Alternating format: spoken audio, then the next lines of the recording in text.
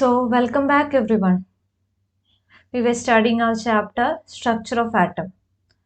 Today, we will discuss the continuation of the last class, where in the last class we studied about the notation of an atom at last, isn't it? Where how can we denote an atom? First, we will write the symbol of the atom, which we can represent now by X. Then, in the upper part, we will write the mass number of the atom, mass number, and down we will write what the atomic number. This is how we will represent. For example, take the case of helium. Helium, the symbol is what? He. And the atomic number is 2. So here we will write 2 and the mass number is 4. This is how we will represent an atom. This was what we studied in the last class. So today we will be discussing how are electrons distributed in different orbits or different shells. So electron is a subatomic particle and electrons are present surrounding the nucleus, isn't it? And inside the nucleus there are protons and neutrons present. So how electrons are filled outside the nucleus in different orbits or in different shells is what we are going to study. So already we have studied about different shells that surrounds the nucleus. The first is the K shell where N is equal to 1 for K shell. Second shell is what? L shell where N is equal to 2. The third shell is M shell where N equal to 3. And the last is the N shell where N is equal to 4. These are the different shells. So the first point is the distribution of electrons into different orbits of an atom is suggested by scientists Bohr and Bury. And there are some rules how to distribute the different electrons. Okay, electron representation is E minus, isn't it? How to distribute electrons in different shells? There are some rules for distribution that we are going to study. Okay, before that, we studied what about atomic number. What is atomic number? The number of protons present inside the nucleus. Number of protons inside the nucleus, or we can say what atomic number is what? The number of electrons or the number of electrons inside an atom. Okay, already we have studied atomic number definition as the number of protons. Now you can note down atomic number is for the number of electrons also. So proton is positively charged, which is present inside the nucleus. Electrons are negatively charged, that is present outside the nucleus. So atom as a whole is what? Neutral in nature. It is neutral. So equal number of protons and electrons will be present inside the atom. So as such it will be neutral in nature. It will be neutral in nature since equal number of protons and electrons are present. So proton number is denoted by the atomic number. So the first rule for distribution of electrons. Let's check what is the first rule. The maximum number of electrons present in a shell is given by the formula 2n square. So this is the nucleus, this is the first shell, second shell, etc. So in the first shell, the maximum electrons is given by what? 2n square. For first shell, that is the K shell, what is the n value? N is equal to 1, isn't it? So in the first shell, you will have 2 into 1 square is equal to 2. So maximum 2 electrons are possible where? In the first shell. Maximum 2 electrons are possible in the first shell. That means 1 electron and the second electron. Maximum electrons. That is written here. The first orbit of the K shell will have what? 2 into 2 square or 2 into 1 square. Okay, this is 2 into 1 square written. Or I will write once more. Let's look. 2 into 1 square, which is equal to 2. On the second orbit, it will be 2 into what? 2 square, which is equal to 8. So, if we are drawing the second orbit, The maximum electrons possible here is how much? 8. 1, 2, 3, 4, 5, 6, 7, 8. Maximum. Okay, maximum this much only is possible. Below that, according to the atomic number, you should fill. Third orbit or the M shell will be having 2 into 3 square. Okay, 2 into 3 square, which is equal to 18. And the fourth orbit or the N shell will be having what? 2 into 4 square, that is equal to 32. So instead of this 2, you can write above part as 2. Okay. So wait. Here 2 into 1 square. Here what? 2 into 2 square. Here 2 into 3 square. And here 4 square. This is how electrons will be filled. This is the first rule. So, moving on to the second rule. What is the second rule? Maximum number of electrons that can be accommodated in the outermost orbit is what? 8. So, in the outermost orbit, you can only fill 8 electrons. That means, okay, look, if this is the nucleus, first orbit, second,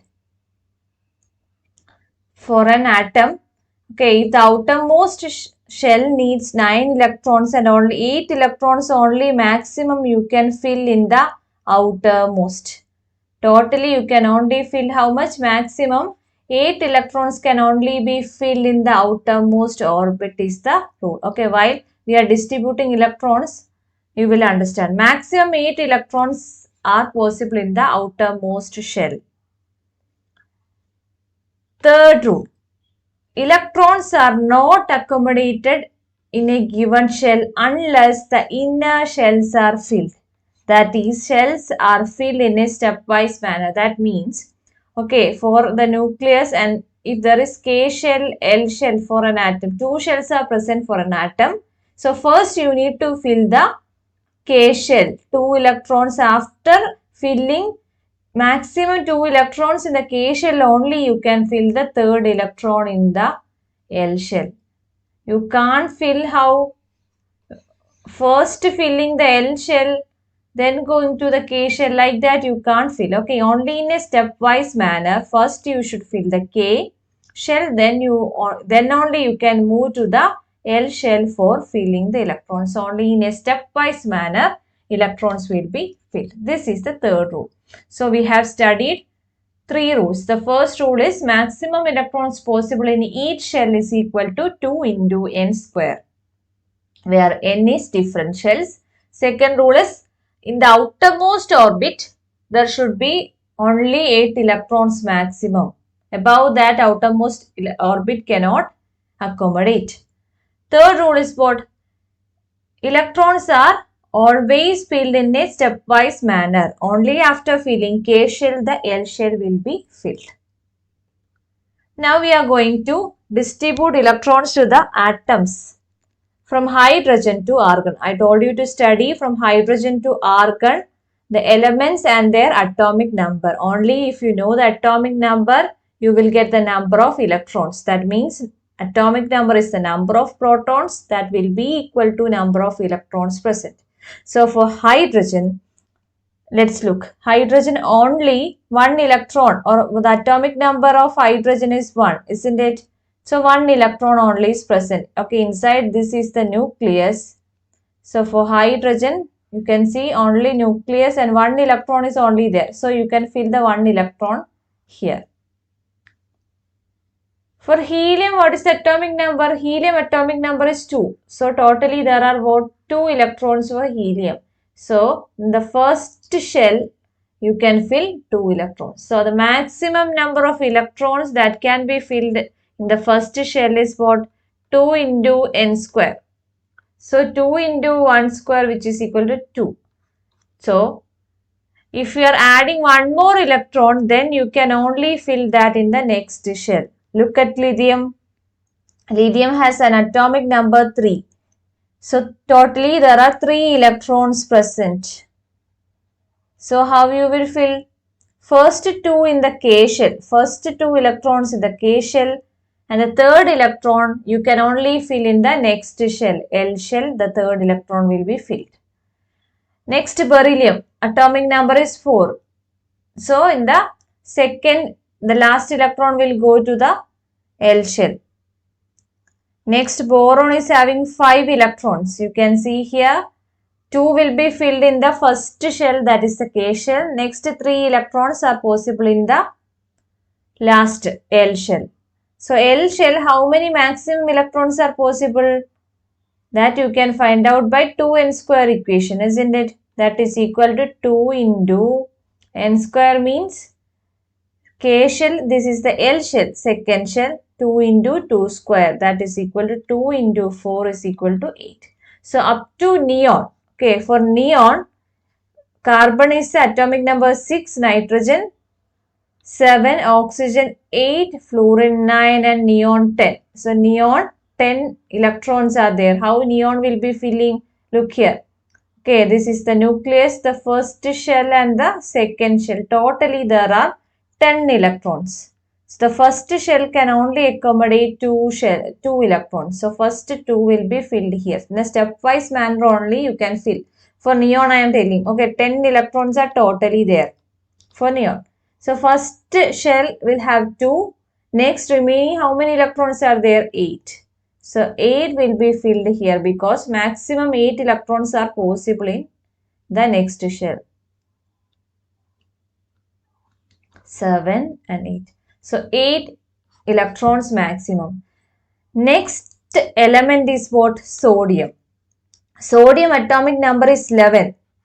So we can't add one more electron to the second shell because the outermost shell should or can only accommodate a maximum of 8 electrons for the second rule that we studied.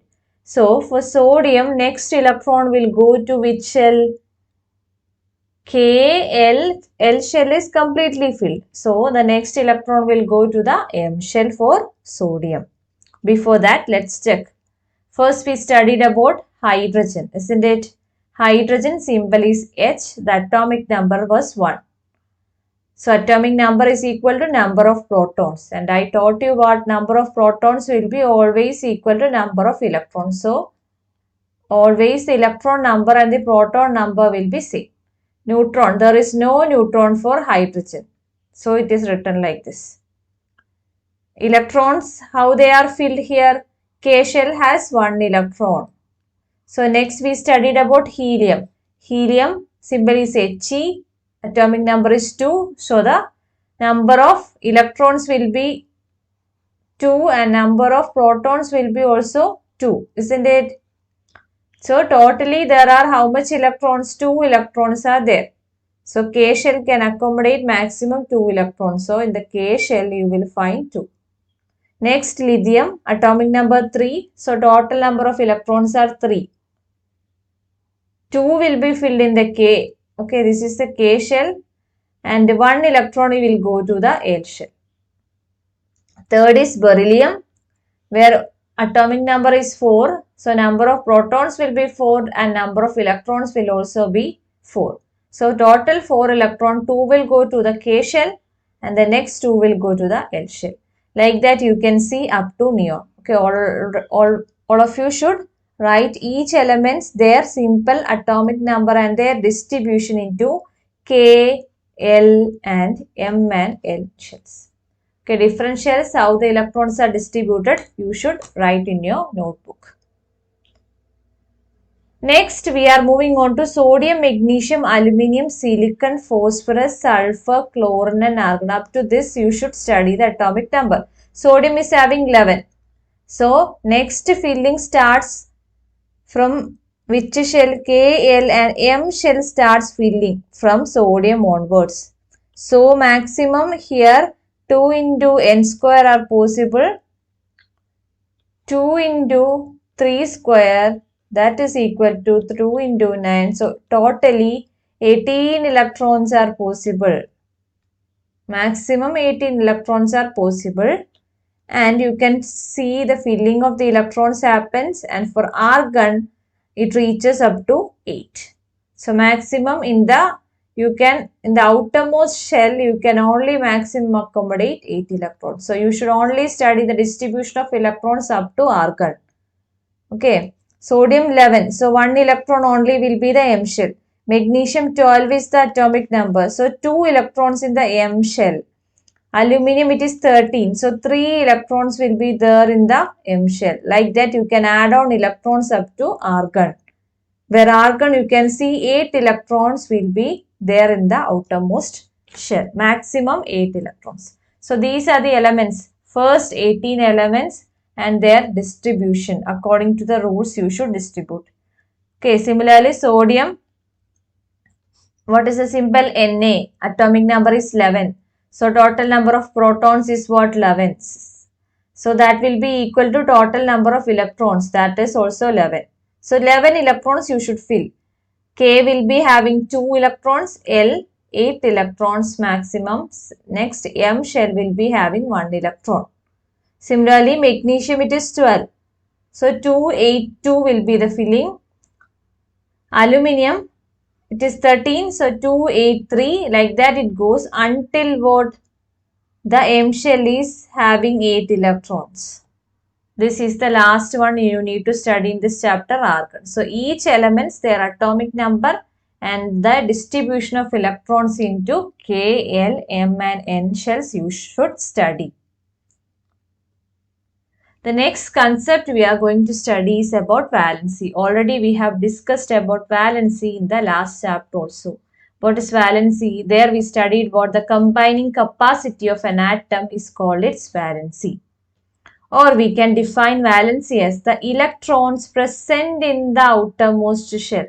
Number of electrons present in the outermost shell of an atom are known as valence electron. Number of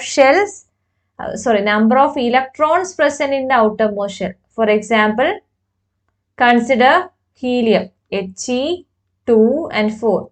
So, first shell itself 2 electrons are there. So, what will be the valency? This is the outermost shell. So, here the valence electrons or the valency is what? Is equal to 2. That means total number of electrons present in the outermost orbit. We know that outermost shell can maximum accommodate how many electrons? 8. This is the rule number 3.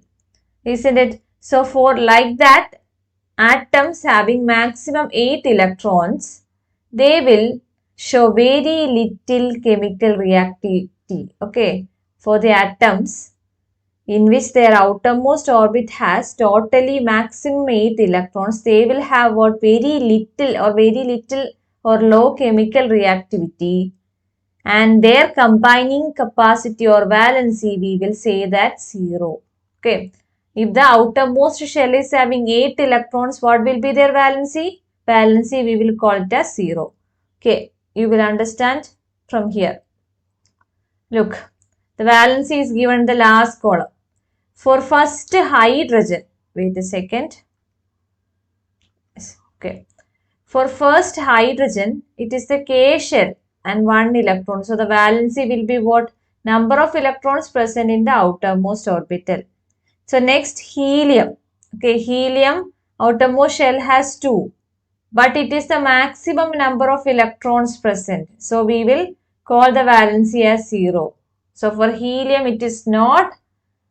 Okay, already in the class I have mentioned what for helium it is 2, but it is not 2. You should understand helium maximum electrons are present in the first shell 2. So we will call it as the valency 0. Okay, hope you understood. Next, look at the third, lithium. Okay, what is the distribution of lithium here? 2 and 1 electron in the L. So the total number of electrons present in the outermost shell, L shell is what? 1. Next, beryllium. Last orbit or the last shell has 2. So 2 is the valency. Next, boron. It has 3 as the valency. So 3 will be the valency. Like that it will go. Okay, in detail we will study in the live session. This is valency, number of electrons present in the outermost orbit. So this is a homework for you. You should Write the distribution of electrons in carbon and sodium atoms. Okay, first carbon I will show you. Carbon, what is the atomic number? 6 and 12 is the mass number. So for carbon, number of protons is equal to 6. That will be equal to what? Number of electrons, which will be equal to 6. So there will be a nucleus, and first shell you can fill how much electrons? 2 only. So fill 2 electrons. Second shell, so the remaining how many are there? Totally 6, isn't it? You need to fill. 2 are filled, so 4 are there. So you can fill the 4 electrons here. So this is how you will fill for the carbon. Or you can write K, L, M and N shell for carbon. So what will be the filling? In the K, you will have 2 electrons, and in the L, you will have 4 electrons. This is how the electrons are filled for carbon. Similarly, you should write sodium, how the electrons are filled. Next question is, if K and L shells of an atom are full, then what would be the total number of electrons? So K, the maximum electrons is 2 into N square. That is 2 into 1, which is equal to 2 itself, 1 square. L, how many? Totally 2 into 2 square is possible. That is 2 into 4, which is equal to 8. So totally how much will be there? 10 electrons will be there. If K and L shells of an atom are fully filled, then what would be the total number of electrons? Totally 10 electrons will be there. Okay, next thing that you are going to study is regarding isotopes. Have you heard about isotopes? We are going to study what are isotopes next.